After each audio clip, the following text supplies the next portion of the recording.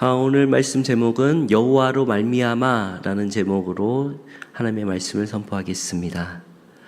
말도 많고 탈도 많았던 파리 올림픽이 끝이 났습니다. 개인적으로 이번 올림픽을 보면서 저는 이런 생각을 했습니다. 우리나라가 점점 이제 선진국 반열에 올라가는구나. 왜 그러냐 하면은 이제는 메달의 색깔이 중요한 것이 아니라 올림픽 정신에 이제 그 노력하는 선수들의 모습을 보고 우리나라가 박수를 보내고 있기 때문에 그렇습니다. 그러면서도 반면 문제들이 또 드러나는 올림픽이기도 했습니다. 우리나라의 체육협회의 몰상식한 행동, 그리고 수준 미달의 행정, 선수들이 아직도 인격적으로 존중하지 않는 악습들을 선수들은 그 문제를 이제 고발하였고, 문체부에서는 이러한 조치를 이제 조사를 확대하는 것으로 지금 밝혀지고 있습니다. 특별히 이러한 반응들은 MZ 세대라고 불리는 젊은 세대들한테 나타나는데, 그들은 자신의 의견의 표출이나 무엇인가 변화를 줄 수 있는 자기 결정권에 대해서 매우 중시 여깁니다. 그리고 그들은 어린 시절로부터 그렇게 하라고 교육을 받아왔습니다. 그러나 MZ 세대 사회 고발만으로 그 저항이 세상이 그리 쉽지 변하지 않다라는 것을 깨달으면서 젊은 세대들은 세상의 벽은 한없이 높고 어렵다라는 것을 느끼며 좌절하는 세대이기도 합니다. 그리고 상대적으로 더 쉽게 포기하고 무기력한 모습을 보이는 것 또한 요즘 젊은 세대들의 약점일 수도 있겠습니다. 그러나 성도 여러분, 저보다 인생 선배들이시지만 감히 한번 여쭤보겠습니다. 그들은 세상의 정의와 공정을 말하지만 세상이 정말 공정하던가요? 정말 세상이 정의롭던가요?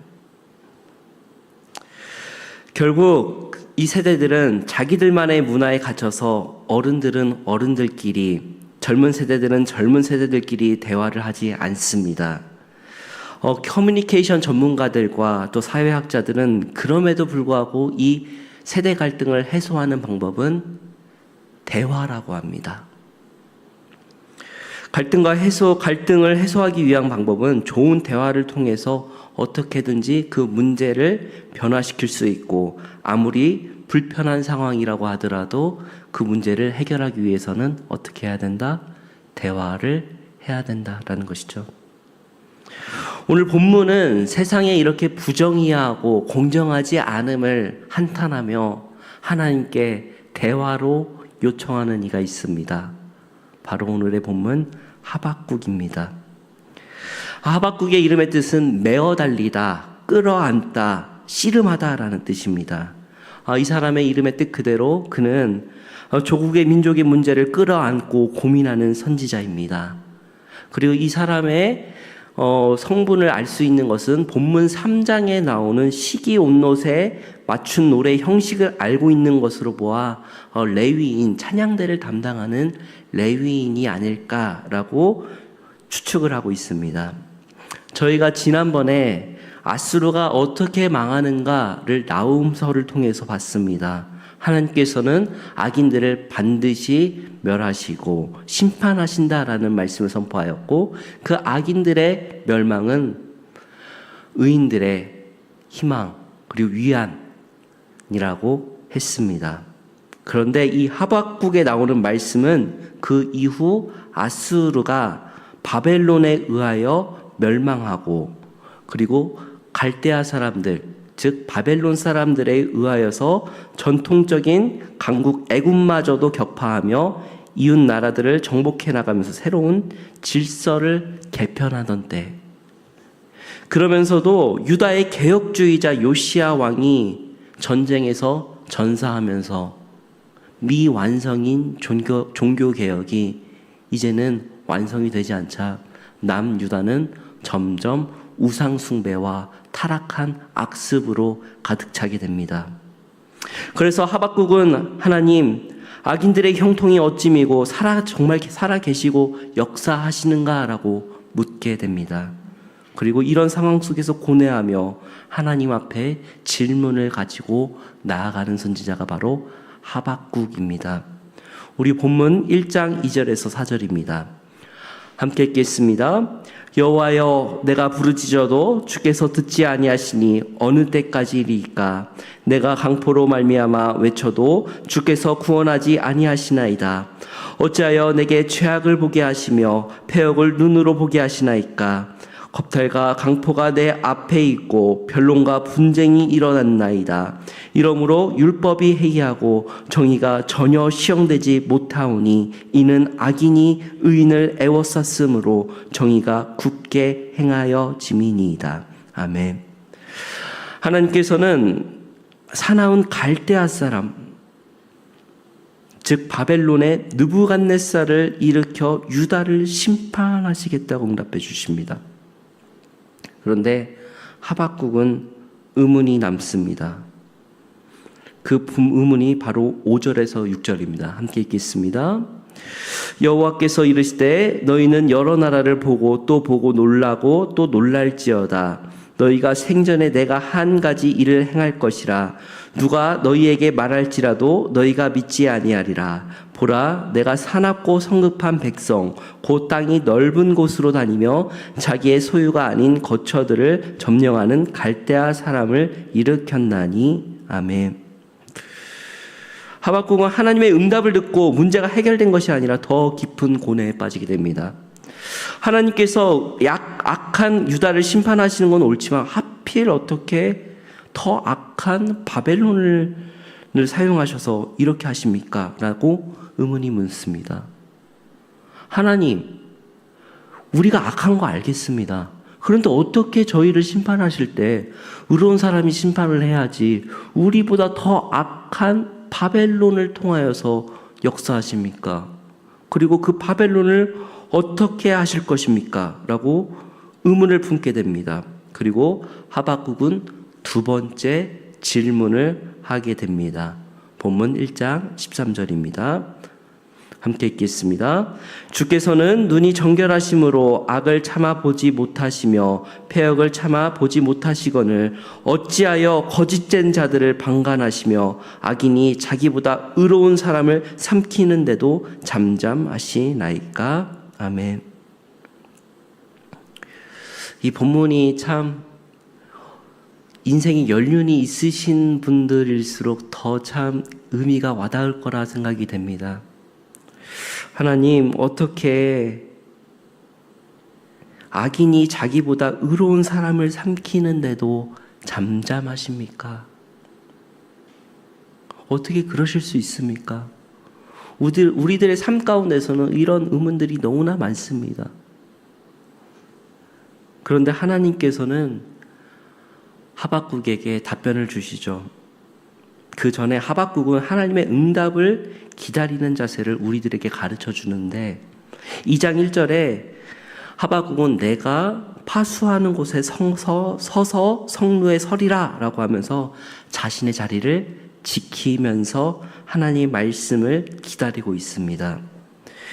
여기서 서서 기다리다라는 표현은 전쟁 용어인데 즉 예언자인 하박국은 백성들에게 하나님의 말씀을 받아서 경고하겠다는 전투적인 자세를 가지면서 임하고 있습니다. 즉 그는 하나님께서 답변해 주실 것을 확신하고 기대하며 안주하는 것이 아니라 자신이 서 있는 상태로 응답을 기다리는 것입니다. 그러니까 하박국은 어떻게 했냐면은 하나님께 기도하고 그 응답을 받을 때 그저 막연히 앉아서 기다리는 것이 아니라 자기가 해야 할 일들을 충실히 하고 그리고 자기 자리에 서 있어서 그리고 굳게 자신의 자리를 자신의 역할을 하면서 여호와의 응답을 준비하는 모습을 하고 있는 자가 바로 하박국 선지자입니다. 하박국 선지자가 하나님께 받은 응답은 3가지입니다. 본문을 이제 하나하나 설명하자면 너무 기니까 짧게 축약해 드리겠습니다. 첫 번째는 2장 2절에 너는 이 묵시를 기록하여 판에 명백히 새기되 달려가면서도 읽을 수 있게 하라라는 말씀입니다. 이 묵시를 벽에다 세우되 달려가면서도 읽을 수 있게 하려면 어떻게 해야 될까요? 아주 대자보처럼 크게 써놔라 그 소리입니다.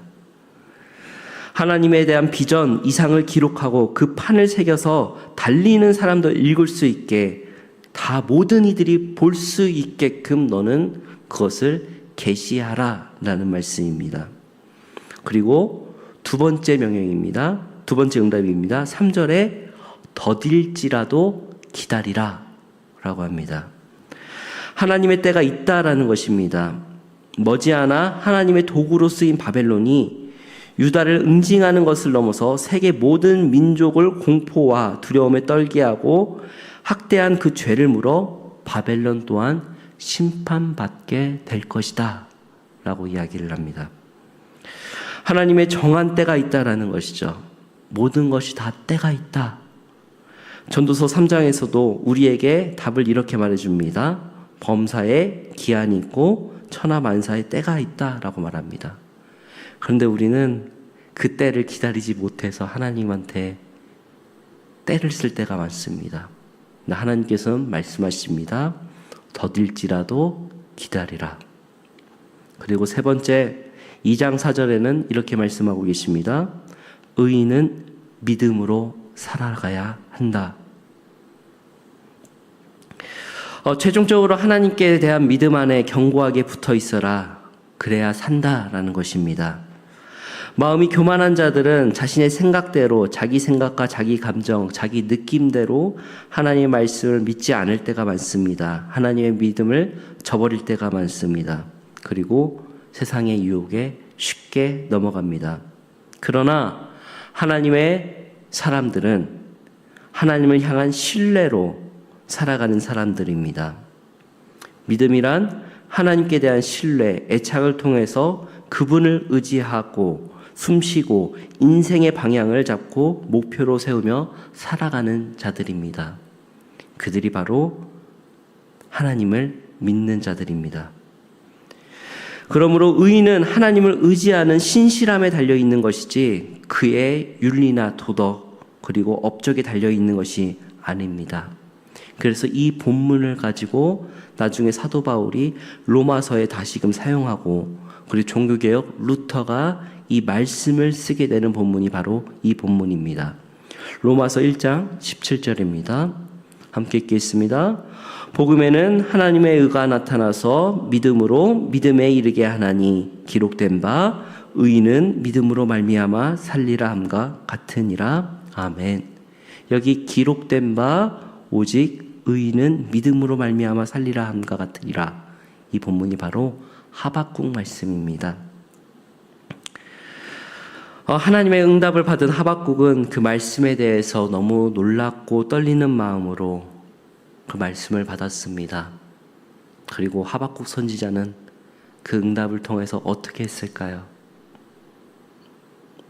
하박국 선지자는 그 말씀을 가지고 대자보에다 붙였을 뿐만이 아니라 그의 자기의 역할을 충실히 하며 그 노래를 지어서 후세에 전하기 위해서 노래를 짓습니다. 3장 2절입니다. 함께 읽겠습니다. 여호와여 내가 주께 대한 소문을 듣고 놀랐나이다. 여호와여 주는 주의 일을 이 수년 내에 부응하게 하옵소서. 이 수년 내에 나타내시옵소서. 진노 중에라도 긍휼을 잊지 마옵소서. 아멘. 세상의 모든 것들이 결국에는 그 성도 무너지고 그 나라도 무너질지만 결국에 남는 것이 무엇입니까? 그 예술과 노래가 남습니다. 모세도 그랬죠. 노래로 지어서 후세대에 전하기 위해서 언제나 성경에는 모세가 노래를 해서 그들에게 이제 가르쳤다라고 한 것처럼 하박국 선지자는 레위 지파 찬양대원으로서 노래를 지어서 후세대에게 하나님의 말씀을 엄히 전합니다. 그리고 하박국은 하나님을 찬양합니다. 우리가 오늘 함께 읽은 본문이 바로 그 찬양의 노래 가사 중에 하나인데 우리가 이 찬양 가사를 다시금 오늘 본문을 생각하고 한번 다시금 읽었으면 좋겠습니다. 3장 16절에서 19절입니다. 천천히 읽겠습니다. 내가 들었으므로 내 창자가 흔들렸고 그 목소리로 말미암아 내 입술이 떨렸도다. 무리가 우리를 지어 올라오는 환난 날을 내가 기다림으로 썩이는 것이 내 뼈에 들어왔으며 내 몸은 내 처소에서 떨리는도다. 비록 무화과 나무가 무성하지 못하며 포도나무에 열매가 없으며 감람나무에 소출이 없으며 밭에 먹을 것이 없으며 우리의 양이 없으며 외양간에 소가 없을지라도 나는 여호와로 말미암아 즐거워하며 나의 구원의 하나님으로 말미암아 기뻐하리로다. 주 여호와는 나의 힘이시라. 나의 발을 사슴과 같게 하사 나를 나의 높은 곳으로 다니게 하시리로다. 이 노래는 지휘하는 사람을 위하여 내 수금에 맞춘 것이니라. 아멘. 이 찬송 아마 어린 시절에 이 노래가 언제 지었냐면 제가 아직도 기억하는 게 저 초등학교 저학년 때 유행을 했어요. 한 96년도쯤이었습니다. 박윤열 이사님 웃으시는데요. 그래서 저 이 노래가 신나는 노래에서 무화과 나무 잎이 마르고 포도 열매가 없으면 그렇게 배웠잖아요. 제가 아직도 기억해요. 저 초등학교 3학년 때 유행했어요, 우리나라에. 그 전에는 아니었어요. 근데 이 노래가 조금은 이 노래 가사 때문이 아니라 이 곡조 때문에 오해를 일으킵니다. 사실 이걸 좀 정확하게 말하자면 시기 온롯에 맞춘 노래라는 것은 감정이 급하고 맹렬한 노래라는 뜻입니다. 그러니까 이 하박국 선지자가 하나님의 그 엄중한 심판의 말씀을 듣고 마음이 어렵지만 그럼에도 불구하고 강렬하게 뜨겁게 하나님에 대한 이 말씀을 찬양한다라는 것으로 우리가 좀 추측을 해볼 수가 있죠. 그 복잡하면서도 비록 무화과 나무에 열매가 없고 외양간에 소가 없을지라도 나는 오직 하나님만을 찬송하겠습니다 하면서 막 복잡한 마음으로 찬송하는 시라는 것이죠. 그런데 저는 여러분들께 오늘 여호와로 말미암는 이라고 오늘 말씀 제목을 했습니다. 저는 오늘 여호와로 말미암아 라는 제목을 가지고 우리 그리스도인이 어떻게 하면 진정한 기쁨을 회복할 수 있는가 라는 것에 대해서 우리 일신의 성도들과 함께 나누기를 원합니다. 요즘 포기가 빠른 젊은 세대들, MZ세대들 기쁨이 없는 것이 무엇입니까? 결론부터 말씀드리자면 하나님으로 말미암는 기쁨을 모르기 때문에 그렇습니다. 또한 이 말씀은 기성세대에도 포함이 됩니다.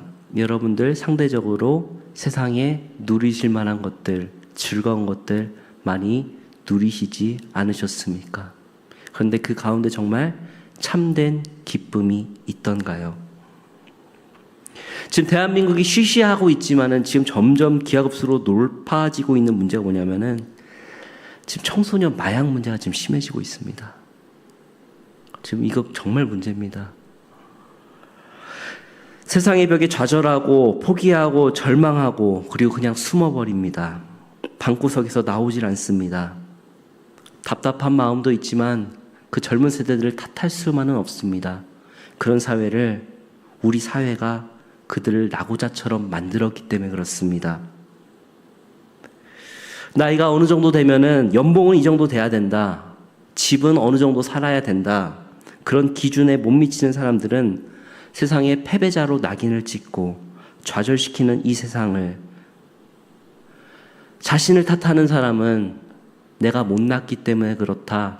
자신을 탓하며 극단적인 선택을 하고 자신의 인생을 쉽게 포기합니다. 반면에 남 탓하는 사람들은 내 잘못이 아니라 이 더러운 세상 때문이다. 내가 부모를 잘못 만났다. 정의롭지 못한 시대, 정치가 문제야 라면서 혐오 속으로 숨어서 살아가는 인생들이 얼마나 많습니까? 그러나 이러한 암울한 상황 속에서 이렇게 기쁨이 없다라고 말하는 이 시대 속에서 우리는 소망 없는 곳에 소망을, 기쁨 없는 곳에 기쁨을 선포해야 되는 그리스도인인 줄을 믿습니다. 우리는 그리스도인입니다. 진정한 기쁨을 그들에게 전해줘야 될 의무가 있는 그리스도인이라는 것이죠. 우리는 참된 기쁨을 찾아야 됩니다. 진정한 기쁨은 다시 한번 말씀드리지만 여호와로 말미암아 받는 것이 참된 기쁨인 줄을 믿습니다. 비록 무화과 나무가 무성하지 못하고 내 삶에 포도나무가 열매가 없고 논밭에 먹을 것이 없고 외양간에 양과 소와 같은 걸출한 세상적인 재산이 없을지라도 나는 여호와로 말미암아 기뻐할 것은 여호와께서 나를 구원하실 것이고 오직 의인은 믿음으로 말미암아 살리라 하는 내 고백이 내 안에 있기 때문에 그렇습니다. 의인은 여호와로 말미암아 믿음으로 말미암아 살리라라는 것은 내가 하나님 안에 있을 때 그것이 가능한 줄을 믿습니다. 참 어른들 앞에서 이런 말씀해서 죄송합니다. 제가 88년생입니다. 그 까마득하시죠? 그 올림픽 했을 때 저 태어났습니다.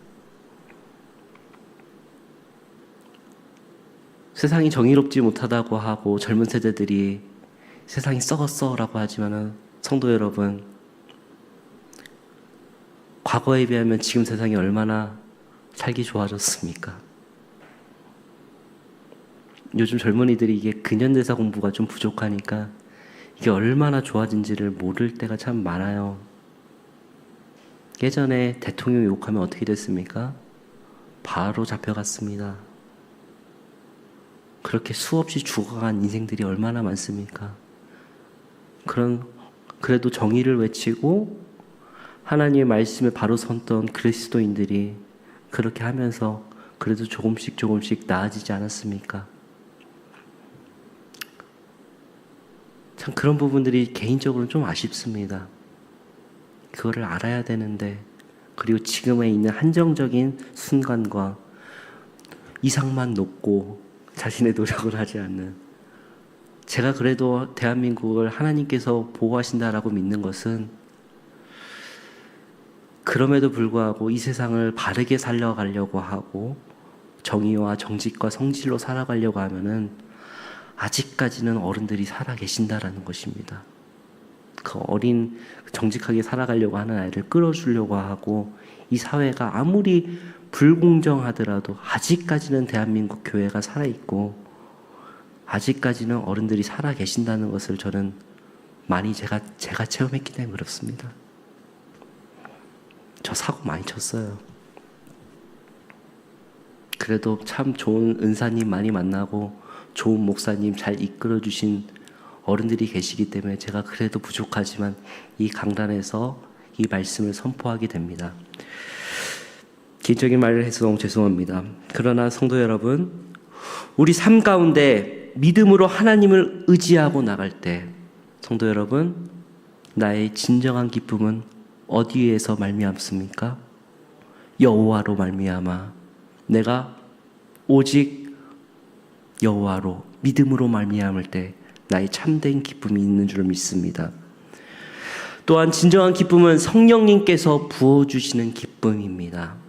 아무리 어렵고 정말 절망적인 상황일지라도 내가 내 영혼에서 기쁨의 찬송이 울려 나오는 것은 나의 힘으로 하는 것이 아니라 성령님께서 부어주시는 감동으로 인하여서, 기쁨으로 인하여서 그것이 나오는 줄 믿습니다. 우리 일신의 사랑하는 가족 여러분, 아무리 어렵고 힘든 상황 속에서도 믿음을 붙들고 나아가십시오. 그리하여서 여호와로 말미암아 진정한 기쁨을 얻으시는 우리 거룩한 성도들 되시길 주님의 이름으로 축복합니다.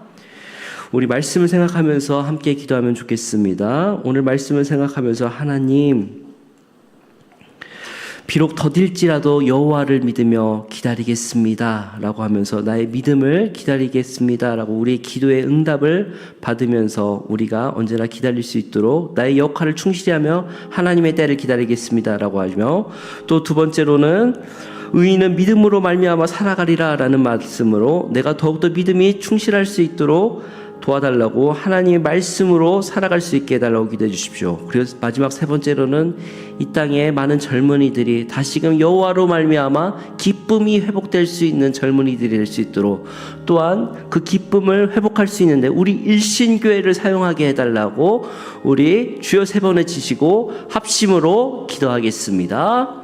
주여 주여 주여